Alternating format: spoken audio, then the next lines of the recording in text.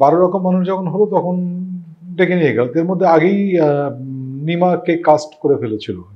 Producer ছিল আলাউদ্দিন আহমেদ, লেখক ইমদাদুল হক মিলন, সুবর্ণা ছিল, এরকম সব।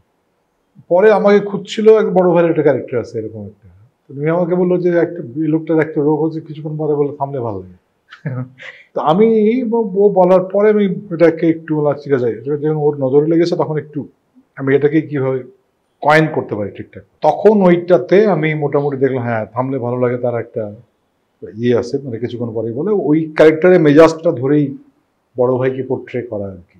আচ্ছা, আরো কি মজা করা যায়, এটা মাথায় এসছে যে আমাদের যে প্রডিউসার ছিলেন আলাউদ্দিন সাহেব, ওনার একটা অদ্ভুত এরকম হাসি ছিল।